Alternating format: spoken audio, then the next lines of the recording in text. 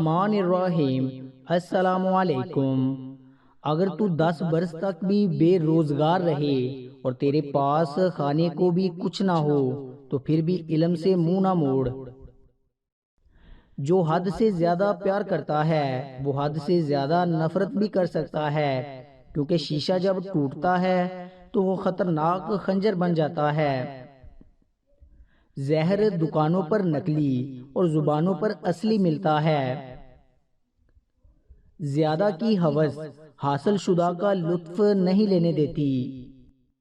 انسان کی عقل صرف اتنی ہے کہ اسے جانور کہا جائے تو ناراض ہو جاتا ہے اور شیر کہا جائے تو خوش ہو جاتا ہے۔ بہترین وقت وہ ہے جس میں بدترین لوگ سامنے آ جائیں۔ پتھر میں ایک نقص ہے، وہ کبھی پگھلتا نہیں، لیکن پتھر میں ایک خوبی یہ ہے کہ وہ کبھی بدلتا نہیں۔ خوش فہمیوں کے سلسلے اتنے دراز ہیں کہ ہر اینٹ سوچتی ہے کہ دیوار مجھ سے ہے۔ جب چاقو، خنجر، تیر اور تلوار آپس میں پوچھتے ہیں کہ گہرا زخم کون دیتا ہے تو الفاظ پیچھے بیٹھ کر مسکراتے ہیں۔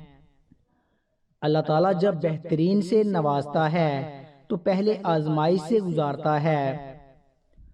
رشتوں کو ایسی خوبی سے نبھائیں جیسے شہد کی مکھی پھولوں سے رس بھی لے لیتی ہے اور ان کا نقصان بھی نہیں کرتی۔ زندگی کتنی عجیب ہے، ہر انسان دنیا کی قید سے رہائی مانگتا ہے اور رہا ہونے سے ڈرتا ہے۔ حسد دراصل خود اعتمادی کی کمی کا نام ہے۔ زخم چھپانے کا ہنر سیکھو، ورنہ یہاں ہر دوسرا انسان ہاتھ میں نمک لیے پھرتا ہے۔ انسان سب کچھ بھول سکتا ہے سوائے ان لمحوں کے جب اسے اپنوں کی ضرورت تھی اور وہ دستیاب نہ تھے۔ دستک کا تسلسل مانگنے والے کی شدت کو ظاہر کرتا ہے۔ ہمارا تعلق اس نابینا معاشرے سے ہے جہاں اداسی کا یقین دلانے کے لیے آنسو بہانے پڑتے ہیں اور بیماری کا یقین دلانے کے لیے مرنا پڑتا ہے۔ فقیر کی بھوک صرف اس کی جان کھا لیتی ہے، جبکہ سلطان کی بھوک ملک و ملت کھا جاتی ہے۔ کچھ لوگ آپ سے صرف اتنی محبت کرتے ہیں جتنا وہ آپ کو استعمال کر سکتے ہیں۔ جہاں ان کا مفاد ختم وہاں ان کی محبت بھی ختم۔ دولت حیثیت بدل سکتی ہے، اوقات نہیں۔ کسی ناقدر شخص سے محبت کرنا ایسے ہے جیسے آپ اسے سونے کے پیالے میں آب حیات پیش کریں اور وہ اسے ہونٹوں سے لگانے کی بجائے اپنے پیر دھو لے۔ جب انسان کا غم یا خوشی حد سے زیادہ بڑھ جائے تو دنیا اس کی نظر میں حقیر ہو جاتی ہے۔ بغیر نقشے کے پرندے بھی اپنے مقام تک پہنچ جاتے ہیں، مگر ایک انسان ہے جو دل سے دل تک پہنچنے میں ناکام رہتا ہے۔ رشتوں کو جوڑے رکھنے کے لیے کبھی کبھی گونگا، بہرا اور اندھا ہونا پڑتا ہے۔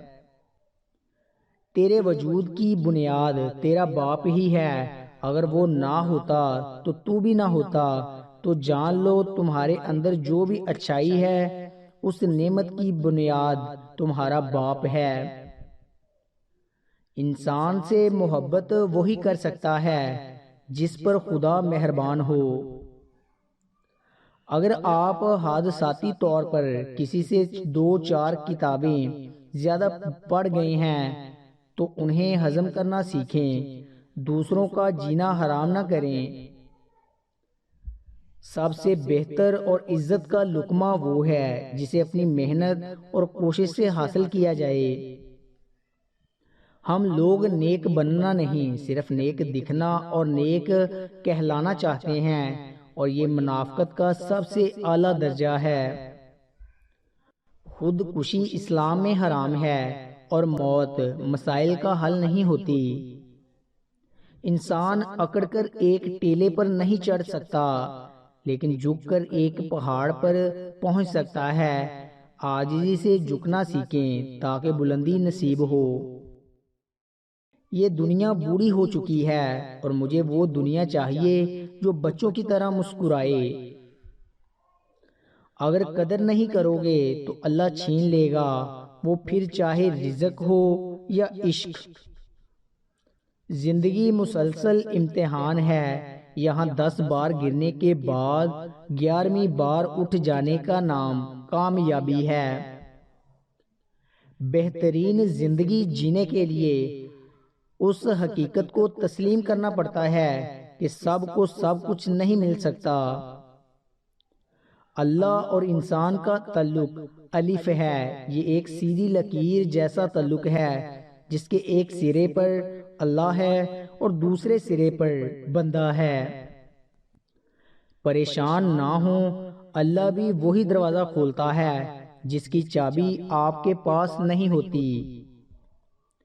جب دولت قریب آنے لگتی ہے تو 2 چیزیں ظاہر ہونا شروع ہو جاتی ہیں، ایک دروازے پر سائل اور دوسرا خواب میں دولت نظر آنے لگتی ہے۔ مرد کی فطرت ہے، اسے مکمل مل جانے والی چیز سے اکتاہٹ ہونے لگتی ہے۔